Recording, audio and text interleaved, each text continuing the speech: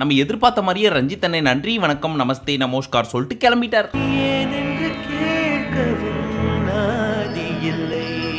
But நேத்து எபிசோட்ல கிடையாது, இன்னைக்கு எபிசோட்ல கிளம்பிடுவார். அவருக்கு ஒரு வாழ்த்துக்களை சொல்லிட்டு நேத்து என்ன நடந்துச்சு அப்படின்றத பாத்துலாமா? ஆரம்பத்திலேயே நம்ம முத்து முந்தா நேத்து தாக்கத்துல இருந்து வெளியே வராம என்ன மன்னிச்சிருங்க பிக் பாஸ், இந்த 75 நாள்ல ஒரு நாள் கூட நான் தனியா உட்காந்து இப்படி பேசினது கிடையாது, என்ன போய் இப்படி புலம்ப விட்டீங்களே. தனியா உட்காந்து பேசிட்டு இருக்கும்போது நினைச்சேன் இவன் பழைய மெடிக்கல் ஸ்டூடெண்டா இருப்பான் போல. எனக்கு கொடுத்த இந்த ஒரு பிக்கஸ்ட் ஆப்பர்ச்சுனிட்டியை என்னைக்குமே நான் பெருசா தான் பார்த்திருக்கேன், காலத்துக்கும் அவங்களுக்கு நன்றி கடன் பட்டிருப்பேன் இப்படின்னு ரொம்ப ஃபீல் பண்ணி பேசிட்டு இருந்தார். என்ன வேணா நீ பேசிக்க, திரும்பலாம் டாஸ்க் வைக்க முடியாது, சொன்னது சொன்னதுதான், கத்தம் கத்தம் அப்படின்னு ரிப்ளையே கொடுக்காம இருந்தார் நம்ம பிக் பாஸ்.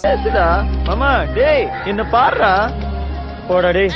அடுத்தபடியாக நம்ம விஷால் அவர்கள் கண்டிப்பா இந்த வாரம் அன்ஷிதா தான் போவாங்க அப்படின்னு நினைச்சுக்கிட்டே, அன்ஷி என்னோட பெஸ்ட் ஃப்ரெண்டு, நீ வெளியே போனாலும் இந்த விஷால மறந்துடாத, போறியோ இல்லையோ அது அடுத்து, ஆனா என்ன மறந்துடாதமா அப்படின்னு கையில இருக்க பிரேஸ்லெட்டை கழட்டி அவங்க கையில போட்டு விட்டாங்க. ஃப்ரெண்டா மட்டும் நினைச்சு அந்த ஒரு பொண்ணு தான் அதா இல்ல இந்த பொண்ணு தான் இதா இல்ல ரெண்டுமே சேர்ந்து அது இதா, ஏன் இத்தனை நாள் கொடுக்காம இப்ப கொடுக்குறாரு அப்படின்னு கேட்டீங்கன்னா, அவரோட உள்ளுக்குள்ள ஒரு பச்சை சொல்லி இருக்குது கண்டிப்பா இந்த தடவை இவங்க தான் போறாங்க அப்படின்னு சொல்லிட்டு. ஏன்னா அவர் எப்பவுமே அன்சீன் சொல்லிக்கிட்டே இருப்பாரு, நான் ஒன்னு ப்ரெடிக்ட் பண்ணிட்டேன் அப்படின்னா அது நடக்காம இருக்கவே இருக்காது. என்னோட ப்ரெடிக்ஷன் படி தான் எல்லாரும் ஒவ்வொரு வாரமா போயிட்டு இருக்காங்க, அதன்படி இந்த வாரம் அன்ஷிதான் நினைச்சிட்டு தான் நபால் இவ்வளவு கான்ஃபிடென்ட்டா பிரேஸ்லெட் கொடுத்திருக்காரு. கட்சியில போனது ரஞ்சித் அண்ணே. April fool.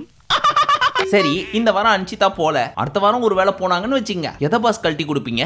என்கிட்ட ஒண்ணுமே இல்லையடா, ஆனா ஒண்ணு தாண்டா என் உயிர். ஃபைனலி நம்ம சேதனை வந்து கண்ணம்மா வீட்டுக்காரர்ல இருந்து புள்ளியார் சுழி போட்டு ஸ்டார்ட் பண்ணாரு. நான் வரப்போறப்ப தான் பின்னாடி பேசிட்டு இருந்தாங்க. இந்த அருண் உள்ள இருந்து வெளியே வர்றப்போ சாதாரணமா தான் நடந்து வந்தாரு, ஆனா வெளியே வந்ததுக்கு அப்புறம் நொண்டி நடக்க ஆரம்பிச்சிட்டாரு. சோ வீட்டுக்குள்ள இருக்கிற எல்லாருமே அவங்கவங்க என்னென்ன பண்ணணும் அப்படின்னு சொல்லி கேரக்டர் டிசைன் பண்ணிக்கிறாங்க அப்படின்னு சொல்லி கண்ணம்மா வீட்டுக்கார ஆக்ட் பண்ணாருன்றத சுத்தி வளைச்சு சொன்னாரு. நெக்ஸ்ட் நம்ம ராணுவ கூப்பிட்டு, ராணுவ நிக்க முடியுதா அப்படின்னு கேட்க, சார் நிக்கலாம் முடியும் சார், கையில தான் பிரச்சனை, எக்ஸ்ரே எல்லாம் எடுத்தாங்களாப்பா? ஒன்னும் பிரச்சனை இல்லையே, எங்க டேராச்சு? லெகமெண்ட் சார் கையில. சரி சரிப்பா, இப்போ ஒன்னும் பிரச்சனை இல்லையே? இருக்கு சார், 2 வாரத்துல சரியாயிரும் அப்படின்னு சொல்லிருக்காங்க சார். ஓகே ஓகேப்பா. இல்ல வெளியில பார்த்த பாதி மக்கள் நீ நடிக்கிறியோ அப்படின்னு சொன்னாங்கப்பா. எது நான் நடிக்கிறேனா? என்னால தாங்க முடியல, this is killing me அப்படின்ற மாதிரி ஒரு ரியாக்ஷன் கொடுத்தாரு. அதுக்கப்புறம் அவர் வாயா இருந்து இவரே சொல்லிட்டாரு, எங்க டாக்டர்ஸே சொல்லிருக்காங்க அவருக்கு இவ்வளவு பெரிய பிரச்சனை இருக்கு அப்படின்னு சொல்லி, அதுல போய் சந்தேகப்படுறீங்களே அப்படின்ற ஒரு கிளாரிபிகேஷன். அப்ப ராணுவுக்கு அடிபட்டது உண்மை, அப்போ அவர் நடிக்கல. அப்ப டாக்டர் பார்த்து லெகமெண்ட் டேர்னு கன்ஃபார்ம் பண்ணது உண்மை, அப்ப ராணுவ போய் சொல்ல, சேதனனே சொல்லிட்டாரு உண்மையாதான் அடிபட்டு இருக்கு அப்படின்னு சொல்லிட்டு. இதுக்கப்புறம் அவர் நைட்டு தூங்குறப்ப வீடியோ எடுத்து போறதெல்லாம் ஸ்டாப் பண்ணுங்கப்பா, உண்மையிலேயே அவருக்கு அடிதான் பட்டிருக்கு. நீ சொன்னதுக்காக நான் நம்புறேன். அடுத்தபடியாக நம்ம கண்ணம்மா வீட்டுக்கார கூப்பிட்டு, ஐயா நீங்க ஏதோ தப்பு பண்ணீங்கன்னு சொல்லி கொஞ்சம் வார்னிங் கொடுத்தேன், அதெல்லாம் கேட்டு சரியாயிட்டு மறுபடியும் பவுன்ஸ் பேக் ஆகி வந்துருவீங்க அப்படின்னு பார்த்தா மூஞ்ச ஏன் உருன்னு வச்சிட்டு இருக்கீங்க? மூஞ்ச எப்ப பார்த்தாலும் உருன்னு வச்சுக்கிட்டு ஆளப்பாரு. அந்த மாதிரி சைலண்ட் ஆகாதீங்க, ஷோக்கு நல்லாவே இல்ல, நீங்க போற இந்த பாதை வேணாம் அப்படின்றத மட்டும் தான் நான் சொன்னேன். சார் சொல்லிட்டீங்கல்ல சார், நெக்ஸ்ட் வீக்ல இருந்து பாருங்க சார் எப்படி பர்ஃபார்ம் பண்றேன்னு மட்டும் பாருங்க சார், அதே அடுத்த வாரம் இந்த நொடியில இருந்தே மாத்திக்கங்க சார், அவ்வளவுதானே சார், மாத்திடுறேன் சார் அப்படின்னு நம்ம கண்ணம்மா வீட்டுக்காரர் மோட்டிவேட் பண்ணிட்டு இருந்தார். இனிமே அப்படி பண்ணக்கூடாது. சரி சார்.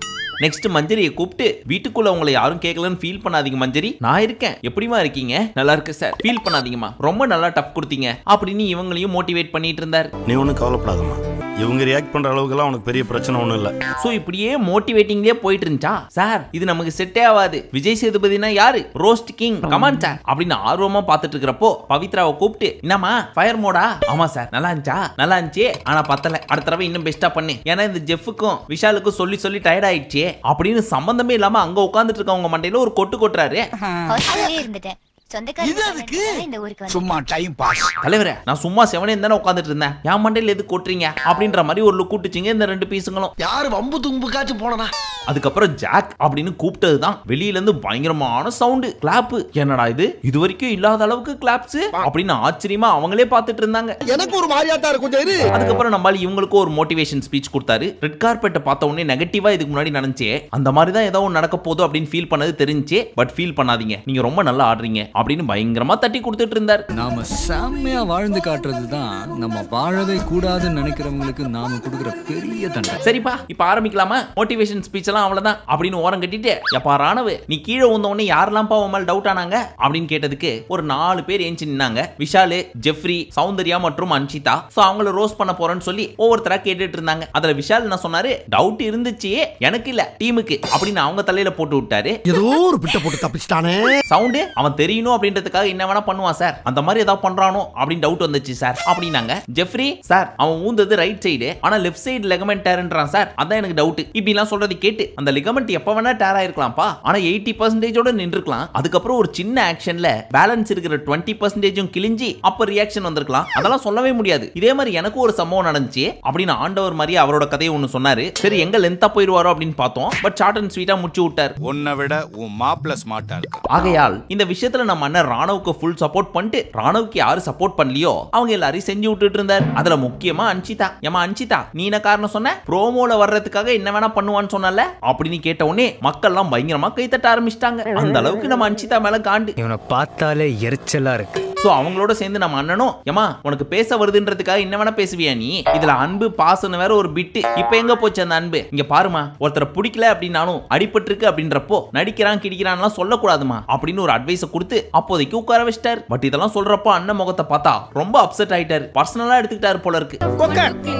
ராணவ் என்ன ராணவ் இவங்க எல்லாம் இப்படி இருக்காங்க, கேளுங்க ராணவ் நீங்க எக்ஸ்ட்ரா சக்கரை கொடுத்தா மட்டும் தப்பு இல்ல, நான் பர்ஃபார்மன்ஸ் பண்ணா தப்பா அப்படின்னு கேளுங்க ராணவ் அப்படின்னு சொல்லவும் உள்ளுக்குள்ள பயங்கர சந்தோஷமா இருந்துட்டு இருந்தாரு ராணவ். ஆனா அப்படியே பின்னாடியே பட் இதெல்லாம் ஏன் சொல்றாங்கன்னு தெரியுதா உனக்கு, ஏன்னா நீ இந்த மாதிரிலாம் பண்ணிருக்க, ஆரம்பத்துல ஒரு பிராங்க் பண்ண தெரியுமா, அதோட வினை தான் இது, சோ பார்த்து நடந்துக்கிறாச்சா அப்படின்னு ஒரு வார்னிங் கொடுத்து முச்சு விட்டார். ஆனா இன்னொரு வாட்டி இது மாதிரி எதுனா நடந்துச்சு, இதுல அடிவாங்கின மொத்த பீஸுங்களோட மூஞ்சியும் பாக்குறதுக்கு நமக்கே ரொம்ப பரிதாபமா போச்சு, பார்க்க பாவமா இருக்கு.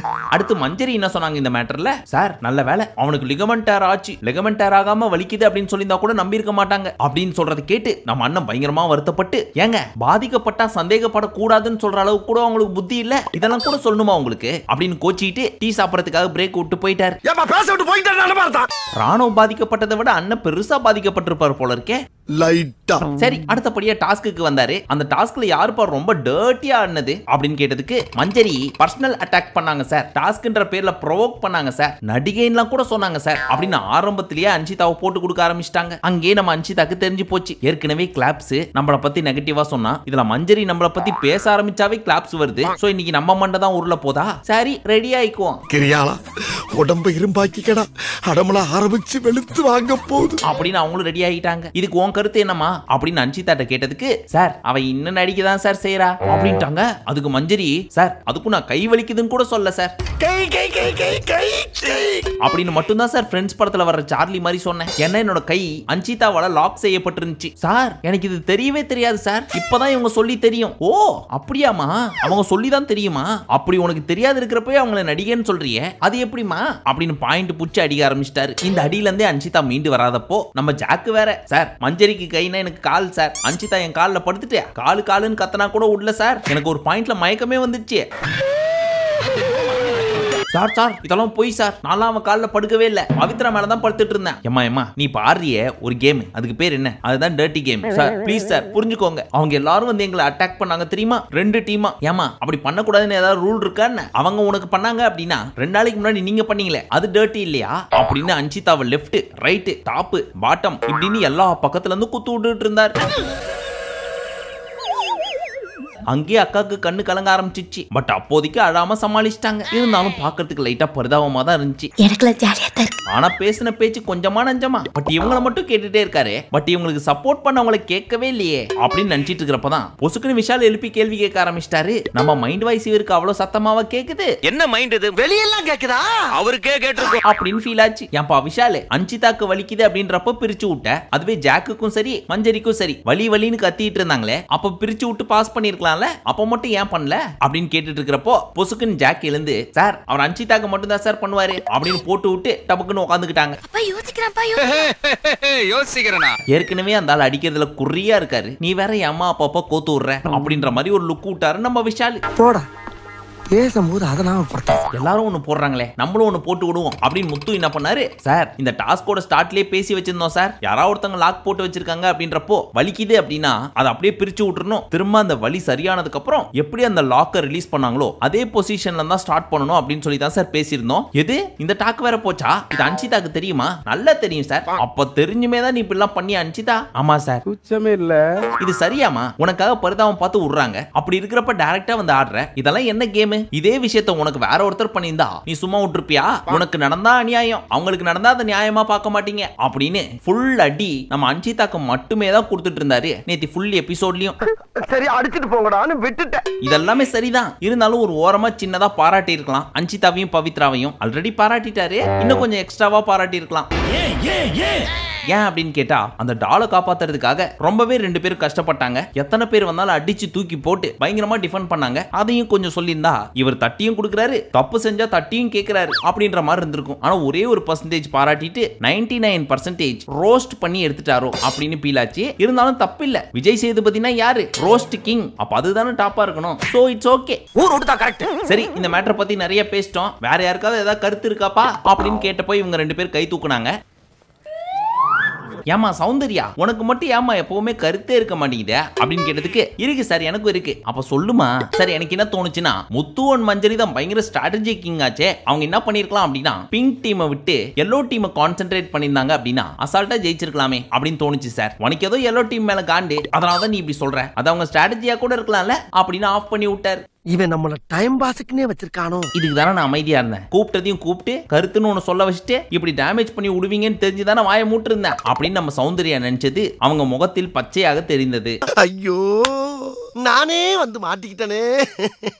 லாஸ்ட் அண்ட் ஃபைனலி இவங்களோட கூட்டணி வச்சுக்கலாம், இவங்களோட கோட்டையை உடைக்கலாம்னு சொல்லி எந்த பேசிஸ்ல நீங்க பிளான் பண்ணீங்க? இதுக்கு யார் வேணா பதில் சொல்லலாம் அப்படின்னு கேட்டதுக்கு ஜாக்கி என்ன சொன்னாங்கன்னா, சார் இந்த ரெட் டீம் இருக்குதே அது ஒரு வெத்து டீம் சார். ஏன் சொல்றேன் அப்படின்னா அவங்களுக்காக போய் ஆட சொன்னா பிங்க் டீமுக்காக ஆடிட்டு இருக்காங்க. சோ அது ஒரு செத்த பாம்பு, அது எதுக்கு அடிச்சுக்கிட்டு அப்படின்றத பாலிஷ்டா சொன்னாங்க. உன்னை அசிங்கப்படுத்தினதுக்கு 6 நாள் அரசாங்க லீவே உள்ளாம் போல. அப்ப என்னமா சொல்ல வர? அவங்க எல்லாம் தியாகிகளா? ஆமா சார். யாருமா அந்த 3 பேரு? தோ கண்ணம்மா வீட்டுக்காரரு, விஷாலு, சௌந்தர்யா. ஆனா சௌந்தர்யாக்கு எதுவும் சப்போர்ட் இல்லாததுனால அவளை விட்டுருங்க சார் அப்படின்னு சொல்லாம சொன்னாங்க. என்ன மச்சான் இவ்வளவு ஈஸியா சொல்லிட்ட? 5 வருஷம் ஃப்ரெண்ட்ஷிப் விடாது. அருண், எதுக்கு உங்க டீமை விட்டு அவங்க டீமை காப்பாத்த போனீங்க? சார் எங்களை பொறுத்த வரைக்கும் சார் நாங்க ரொம்ப ஸ்ட்ராங்கா பிலீவ் பண்ணோம் சார். ஏன்னா எங்க டீம்ல நானும் விஷாலும் இருக்கும், மோஸ்டா எங்களை தொட மாட்டாங்க அப்படின்னு நினைச்சோம். இல்ல எங்களுக்கு தெரிஞ்சு. ஓ தெரிஞ்சிச்சா? அது எப்படி கண்டுபிடிச்சீங்க சார்? என்ன சார் பேசுறீங்க? நாங்க 2 பேரும் எவ்வளவு ஸ்ட்ராங்னு எங்களுக்கு தெரியாதா? அப்புறம் எப்படி சார் கோட்டையை விட்டீங்க அப்படின்றதுக்கு ஒரு பதிலும் இல்ல. பதில் தெரியல. அப்ப சவுண்ட் போட்டு கொடுத்துட்டாங்க. சார் இந்த 2 பீஸுங்களும் பிங்க காப்பாத்துறதுக்கு போயிட்டீங்க சார். நான் தான் தனியா உட்காந்து கோட்டையை காப்பாத்தணும் டிஃபென்ஸ் பண்ணிட்டு இருந்தேன் அப்படின்றப்போ ஆமாமா பார்த்தேன் எல்லாரும் விளையாடி இருக்கிறப்போ ஓடி போய் ஒரு எத்து விட்டு வந்த தெரியுமா? அப்ப எனக்கு உன் கஷ்டம் புரிஞ்சு. இதுக்கு என்ன பதில் சொல்ல போறீங்க அருண்? பிங்க் டீம் இருக்கே அது ரொம்ப பரிதாபப்பட்ட டீம் சார். அவங்களை காப்பாத்தணும் அப்படின்றதுக்காக தான் நாங்க போனோம். எப்பா கேட்ட கேள்விக்கு மட்டும் பதில் சொல்லுப்பா. உன் டீமை காப்பாத்துறதுக்கு எதுக்கு முயற்சி பண்ணல? கேக்குற கேள்வி மட்டும் சொல்றா வெண்ணைகளா. இந்த ராணுவ பயபுல இருக்கே அவன் கல் எடுக்கிறப்போ ஜெஃப்பும் சரி நானும் சரி ராணுவ டீமை சேர்ந்த மஞ்சரியோட கல்லெல்லாம் எடுத்துன்னு வந்துட்டு இருந்தோம். இதை பார்த்த ராணுவ என்ன தைரியம் தான் எங்க கல்லி எடுப்பீங்க, என் கல்லு எனக்கு திரும்பி வர்ற வரைக்கும் உங்களை சும்மா விட மாட்டேன், என்ன பண்றேன் பாரு அப்படின்னு ஜெஃப்ரி கோட்டையை கலைச்சு கல்ல தூயின் போவான்ட்டான். அப்பேற்பட்ட பீஸுக்கு முன்னாடி இந்த பீஸ் என்ன பண்ணும் அப்படின்னு ஒரு சாஃப்ட் கார்னர்ல தான் சார் நான் போனேன். சார் இந்த சாஃப்ட் கார்னர் பரிதாபம்லாம் பார்க்காதீங்கன்னு தெளிவா சொல்லிட்டேன் சார். ஆனாலும் இந்த பீஸுங்க பாக்குதுன்னா நான் என்ன சார் பண்றது? நானும் பல வாட்டி சொல்லி பார்த்துட்டேன், ஏன்பா இதெல்லாம் பண்றீங்கன்னு. அப்படி நம்ம சேதனை ஸ்டார்ட் பண்ண போறதுக்கு முன்னாடியே நம்ம ஜெஃப் தெளிவான விளக்கத்தை கொடுத்துட்டார். இல்லன்னு வச்சுக்கோங்க, ஏன்டா ஜெஃப்ரி நான் போன வாரம் தானே சொன்னேன் உன்னை யாரும் பரிதாபம் பார்க்காத மாதிரி பாத்துக்க அப்படின்னு சொல்லி. இந்த வாரமும் பாத்துருக்காங்க அப்படின்னா திருந்த மாட்டல அப்படின்னு அவர் பேச விட்டுற கூடாது என்பதற்காக ரொம்ப ப்ரீ பிளான்டா நம்ம ஜெஃப்ரி முன்னாடியே சொல்லி விட்டார். இப்ப எல்லாம் எந்த கிரவுண்ட்ல இறங்கினாலும் ஐயா பிளானோட தான இறங்குவேன். அப்ப நம்ம ஜாக்கு சேதனனுக்கு இன்னொரு பாயிண்ட் எடுத்து கொடுத்தாங்க. சார் இந்த ரெட் டீம் ப்ளூ டீம் கிட்ட கல்ல புடுங்கி பிங்க் டீமுக்கு வச்சதுக்கு பதிலா அவங்க டீம்லயே வச்சிருந்தாங்கன்னு வச்சுக்கோங்க, ப்ளூ டீமை ஈஸியா காலி பண்ணிருக்கலாம் சார் அப்படின்னு. அடடே இந்த பாயிண்ட் நல்லா இருக்கே, இப்ப வா மகனே அப்படின்னு விஷால போட்டு கொஞ்ச நேரம் ரோஸ் பண்ணிட்டு இருந்தாரு. கூடவே நம்ம கண்ணம்மா வீட்டுக்காரு. ஆனா சௌந்தர்யாவை மட்டும் பார்க்கவே பரிதாபமா இருந்துச்சுப்பா அப்படின்னு பூனையை தடவி கொடுக்குற மாதிரி பரிதாபமா பார்த்துட்டு பரிதாபமா இருக்குன்னு சொல்லிட்டு இருந்தாரு. உங்களை எல்லாம் பார்த்தா எனக்கு பாவமா இருக்கு. பட் எனக்கு என்ன டவுட்னா, அன்ஷிக்காக விஷால் போனாரு, ஓகே. எதுக்கு நம்ம கண்ணம்மா வீட்டுக்காரர் போனாரு? ஒருவேளை பவித்ராக்காக போயிருப்பாரோ? சேச்சா, இருக்காது, விஷாலுக்காக போயிருப்பாரு. பட் நம்ம சேதன் என்ன சொல்லிட்டு இருந்தாரு, நீங்க பண்ண இந்த டர்ட்டி கேம் ஆட்டத்தோட சுவாரஸ்யத்தையே கெடுத்துருச்சு. உங்க டீம் சுத்தமா விளையாடவே இல்ல, டபுக்குன்னு காலி ஆயிடுச்சு. சரி, என்ன பண்ண போறீங்க அப்படின்னு கேட்டா, சரி பண்ணிக்கிறேன் அப்படின்னு அடுத்த வாரம் வந்து பார்த்தா அதை தான் பண்ணி வச்சிருப்பீங்க. உங்கள்ட்ட எல்லாம் பேசுறதே வேஸ்ட் அப்படின்னு சலிச்சுக்கிட்டு டீ சாப்பிட போயிட்டாரு. வரேன், நீங்க பொறுமையா பெட்ரோல் போட்டு வாங்கண்ணே. சரி, போட்டு ஓவரா இஷ்டம், கொஞ்சம் கண்ணம்மா வீட்டுக்காரரை பாராட்டிடுவோம் அப்படின்னு சொல்லி ராணு கீழே வந்த உடனே ஃபர்ஸ்டா வந்த தெரியுமா, என்னாச்சோ ஏதாச்சோன்னு பதட்டப்பட்டுட்டு அந்த மனசை பாராட்டி எதுவும் தர்றதுக்கு இல்ல, பாராட்டுகள் அவ்வளவுதான் அப்படின்னு ஒரு பாராட்டை கொடுத்தாரு. இந்த பாராட்டுக்கெல்லாம் காரணம் நான் இல்ல, இவர். இதுக்கு மேல என்ன பேசுறது, எல்லாத்தையும் கவர் பண்ணியாச்சு, பேசுறதுக்கும் ஒண்ணு இல்ல. இன்னும் ஒரு half an hour இருக்கு, எப்படி கவர் பண்ணலாம் அப்படின்னு நம்ம டைரக்டர் யோசிச்சு நம்ம சேதனனுக்கு ஒரு பாயிண்ட் எடுத்து கொடுத்தாரு. அது என்னவென்றால், வீட்டுக்குள்ள இப்போ வரைக்கும் 11 வாரம் ஆயிருக்கு இல்லையா, இது மட்டும் தான் இவங்களோட ஸ்ட்ராட்டஜி அப்படின்னு என்ன நினைக்கிறீங்க இப்படின்னு ஒரு டாபிக்கை ஸ்டார்ட் பண்ணி விட்டாரு. அதுல முக்கியமானதை மட்டும் பார்ப்போம்.